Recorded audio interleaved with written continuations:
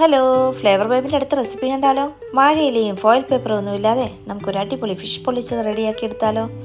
അതിനായിട്ട് ഞാനിവിടെ കുറച്ച് ഇഞ്ചി എടുത്തിട്ടുണ്ട്, വെളുത്തുള്ളി, ചുവന്നുള്ളി, കുരുമുളക്, പെരിഞ്ചീരകം, മുളക് പൊടി, നാരങ്ങ നീര്, ആവശ്യത്തിന് ഉപ്പ്, ഇത്രയും ചേർത്ത് നമുക്ക് മസാല ഒന്ന് അരച്ചെടുത്തുകൊണ്ട് വരാവേ.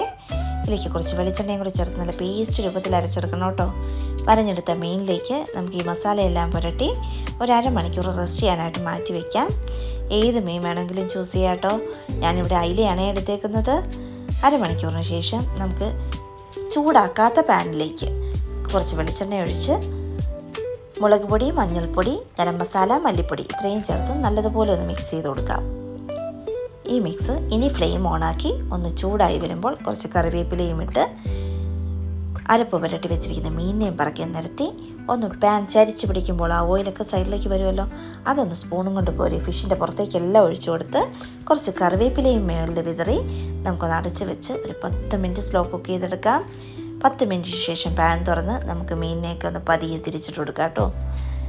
വളരെ പതിയെ തിരിച്ചിട്ട് കൊടുക്കണം, ഇല്ലെങ്കിൽ മീൻ പൊടിഞ്ഞു പോകാൻ സാധ്യതയുണ്ട്. എല്ലാ മീനിനെയും നമുക്കിതുപോലെ തിരിച്ചിട്ട് കൊടുത്തിട്ട് ഒന്നുകൂടെ പാൻ ചരിച്ച് പിടിച്ച് മസാലയെല്ലാം കോരി മീനിൻ്റെ പുറത്തേക്ക് ഒഴിച്ചു കൊടുക്കാം.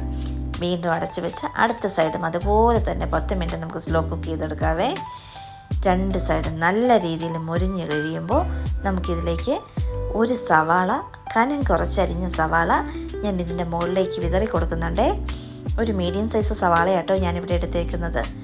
സവാളയെല്ലാം വിതറി കൊടുത്ത് ഒരു തക്കാളിയും നമുക്ക് വട്ടത്തിലരിഞ്ഞതും വെച്ച് പാൻ ഒന്ന് അടച്ച് വെച്ചൊരു 3 മിനിറ്റും കൂടെ ഒന്ന് കുക്ക് ചെയ്യാം. അതിനുശേഷം ഇതെല്ലാം കൂടി ചേർത്ത് ഒന്നുകൂടെ തിരിച്ചിട്ട് കൊടുക്കുക കേട്ടോ. ഒന്നുകൂടെ അടച്ച് വെച്ച് ഒരു 2 മിനിറ്റും കൂടെ കുക്ക് ചെയ്ത് കഴിഞ്ഞതിന് ശേഷം പാൻ തുറക്കുമ്പോൾ നല്ലൊരു മണം വരുവേ.